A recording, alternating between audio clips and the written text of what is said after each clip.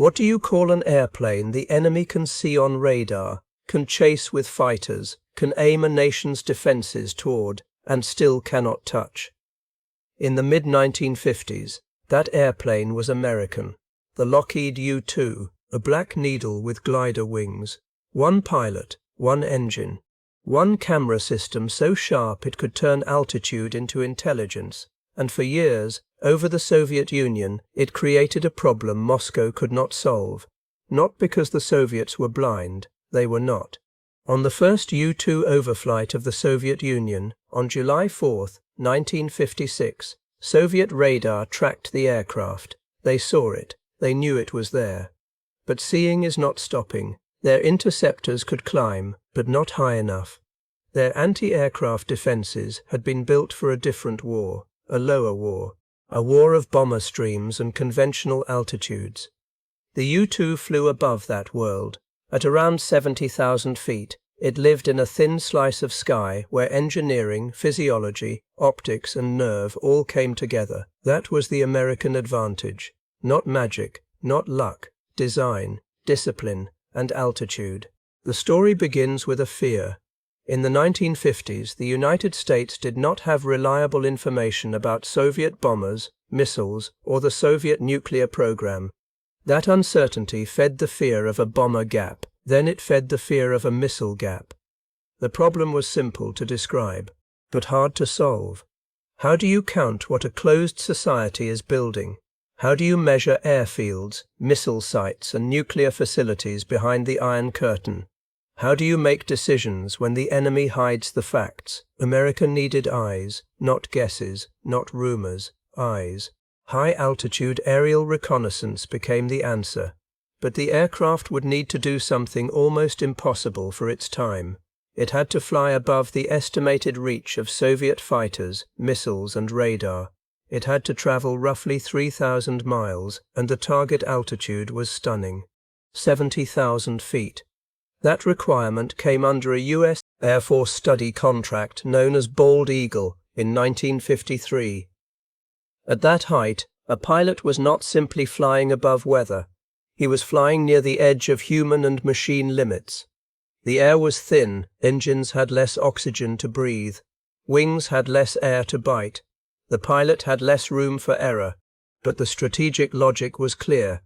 If the Soviet Union could not be penetrated on the ground, then America would go over it. Higher than fighters, higher than guns, higher than the assumptions that had shaped Soviet air defense.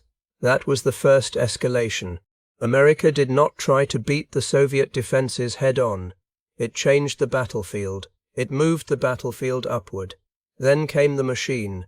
Lockheed's Skunk Works in Burbank, California, under Clarence Kelly Johnson, built the aircraft that would become the U-2.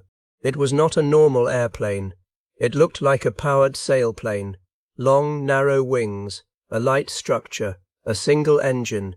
Everything about it was aimed at one purpose: climb high, stay high, see far. Lockheed had presented an unsolicited proposal in November 1954. The CIA accepted it with President Dwight the 500th, Eisenhower's approval. The program was covered by the CIA under the code name Aquatone. The secrecy matched the stakes. This was not just an aircraft program. It was a national answer to uncertainty. In March 1955, Lockheed received a contract worth $22.5 million for 20 aircraft. Then came the pace. The first aircraft was delivered about 8 months later, 8 months from contract to aircraft. The first flight came on August 1, 1955. That speed mattered, because the intelligence gap was not waiting. The Soviet Union was not waiting. The Cold War was moving, and the United States needed a tool that could move faster than bureaucracy. The Skunk Works approach was pure American engineering under pressure. Small teams, hard requirements, no wasted weight, no ordinary solution. The aircraft's service ceiling requirement was 70,000 feet. In early June 1956, during testing, the U-2 reached 74,500 feet. It exceeded the requirement. That number is the heart of the story. Because Soviet fighters of the period were not living in that same sky. The MiG-17, one of the best Soviet interceptors of the era, could barely reach around 45,000 feet. The MiG-19 had a service ceiling around 57,000 feet. Those were serious aircraft, fast aircraft, dangerous aircraft in their world. But the U-2's world was higher, much higher. At 70,000 feet, a MiG-17 was not just short by a little, it was short by miles. A MiG-19 was closer, but still not close enough. That altitude gap was not a detail, it was the wall. The Soviet air defense system had been built to stop fleets of bombers at lower altitudes. The U-2 did not play that game. It did not storm through in numbers. It did not rely on speed like a fighter. It did not rely on armor. It relied on height. It forced the Soviet Union to confront a cruel fact. Their radar could warn them. Their fighters could respond. Their commanders could watch. But their machines could not climb into the same room. Imagine that moment on a radar scope. A mark appears. An intruder. High. Too high. Orders go out. Fighters launch. Pilots climb. Engines strain. Altitude rises. Then performance fades. The U-2 continues on. Not fast in the fighter sense. Not untouchable because it is invisible. Untouchable because the sky itself has become a shield. That is the second escalation. The enemy could detect the American aircraft, but detection did not equal power, and this was the humiliation built into the U-2's design. The Soviets were not facing a phantom. They were facing a measuring instrument with wings, a camera platform, a deliberate answer to their secrecy, and it was flying where their interceptors could not operate. But the U-2's dominance had a cost. The pilot was flying in a zone that punished arrogance. At maximum altitude, the margin between the aircraft's maximum speed and its stall speed was about 10 knots. 10 knots, about 19 kilometers per hour. That narrow band became famous as the coffin corner. Too slow and the wing could stall. Too fast and airflow separation could cause trouble of its own. The airplane had a glider-like glide ratio of about 23:1. That long wing gave the U-2 its reach into the upper atmosphere, but it also demanded respect. The pilot could not simply yank the airplane around. He was not dodging like a fighter pilot in a movie. He was balancing, holding, listening through the controls, flying a machine that had almost no margin left. The U-2 was above the enemy, but it was also near the edge of physics. That is what makes the achievement stronger. It was not easy. It was not casual. It was not just fly higher. At 70,000 feet, a pilot entered a world where the air was thin and the human body needed protection. The U-2 was flown by a single pilot wearing an insulated partial pressure suit. The suit and helmet protected him against depressurization and the extreme cold of high altitude. This was not a comfort item. It was survival equipment for an extreme environment.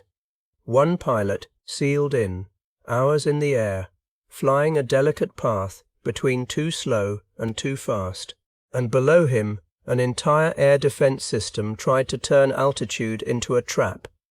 But for years it failed. The airplane was only half the weapon. The other half was the eye. The U-2 carried an optical system developed by James Baker. The B camera used a 36-inch focal length lens. Its resolution was about 100 lines per millimeter. From extreme altitude, it could reach ground resolution of about 9.1 inches, or around 23 centimeters. Think about that. From a height where Soviet fighters could not reach, an American camera could still pull useful detail from the ground. That is the third escalation. The U-2 did not only survive above the defenses, it worked up there. Altitude without useful pictures would have been a stunt. Altitude with sharp optics was strategy. That is why the U-2 mattered. It transformed the upper atmosphere into an intelligence platform. The Soviet Union could hide behind borders. It could limit foreign observers. It could stage parades and control announcements, but it could not easily hide from a camera moving above the reach of its defenses, and the first mission proved the point. On July 4, 1956, pilot Hervé Stockmann took off from Wiesbaden in West Germany. The date itself is hard to ignore. Independence Day. An American aircraft rose into the European sky, then crossed the Soviet border near Grodno. It overflew bomber bases near Minsk. It overflew the naval shipyards of Leningrad. It crossed the Baltic states. The flight lasted 8 hours and 45 minutes. Soviet radar tracked it.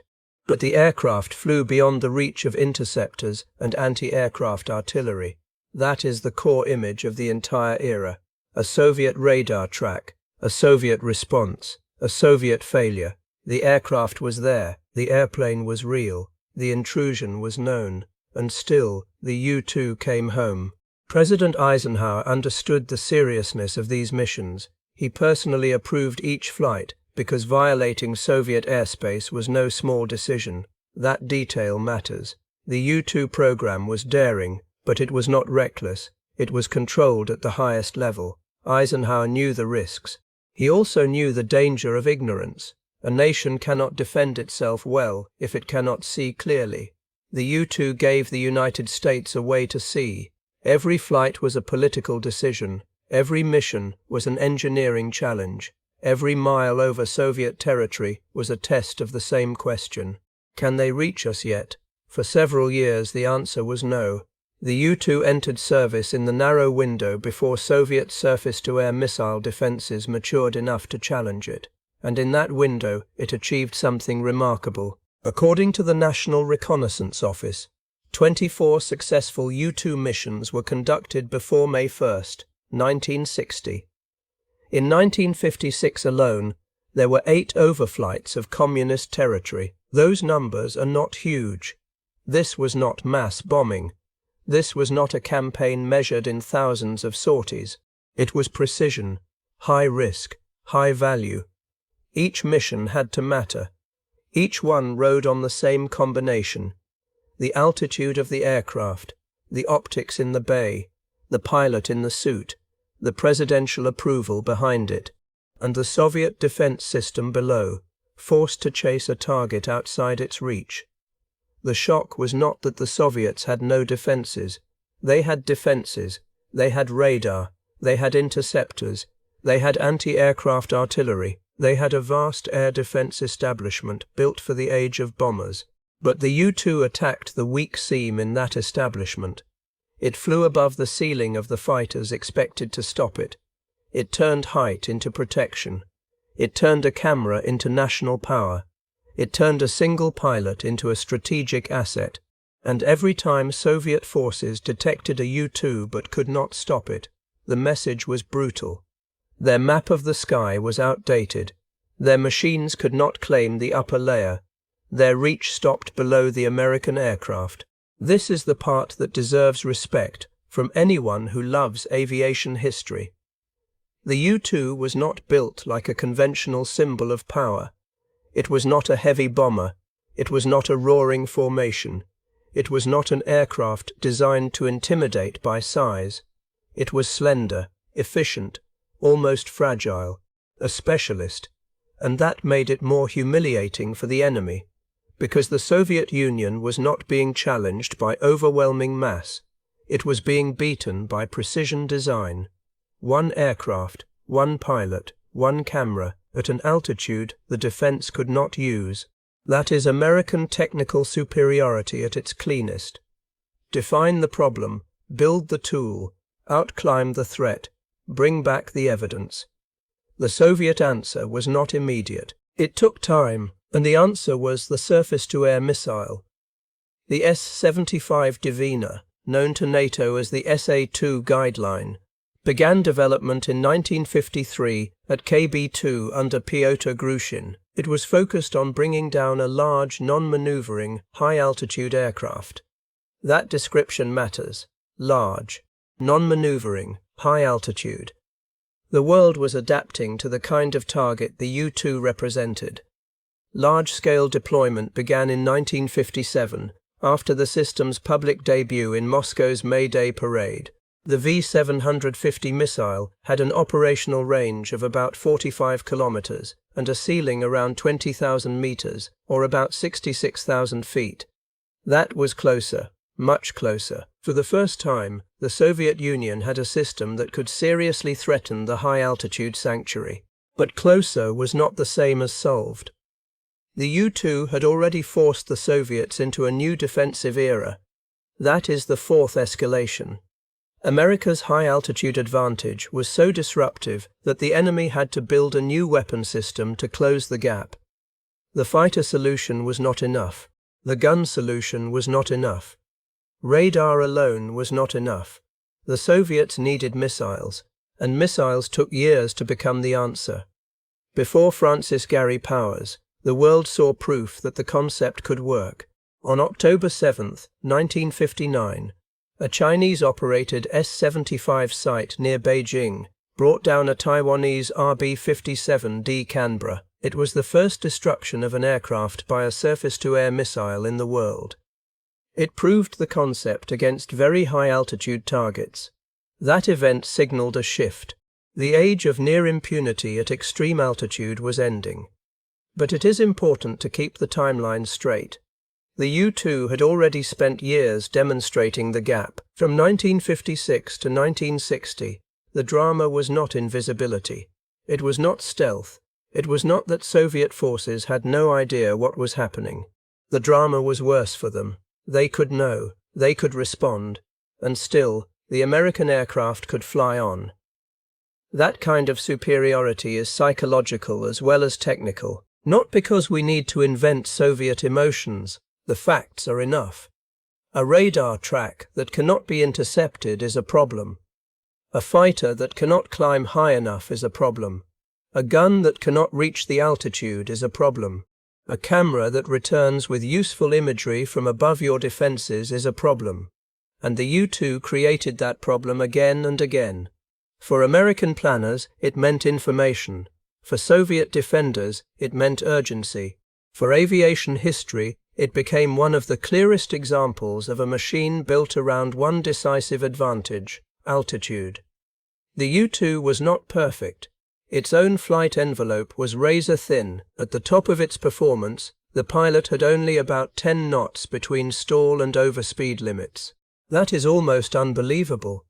A civilian driver on an open highway may casually change speed by more than that without thinking. A U-2 pilot at altitude could not be casual. He was flying in a high, cold corridor where the aeroplane's freedom was measured in knots. This makes the Soviet failure more striking. They could not reach a machine that was itself operating at the edge. The U-2 was not untouchable because it had endless performance. It was untouchable because American engineers placed its limited performance in exactly the right slice of the sky. Just high enough, just efficient enough, just capable enough. And behind that was the camera. Because the purpose was not merely to embarrass the Soviet air defense system. The purpose was to answer questions. How many bombers? What kind of facilities? What was actually being built? What did the United States need to know to protect itself and its allies? The U-2 was born from the intelligence gap. It reduced uncertainty. That is why Eisenhower approved the flights personally. He was weighing enormous risks, but he was also weighing the risk of blindness. In the Cold War, ignorance could be dangerous. The U-2 gave Washington a way to replace fear with evidence, and that is where pride enters the story. Not noisy pride, not reckless pride, quiet pride.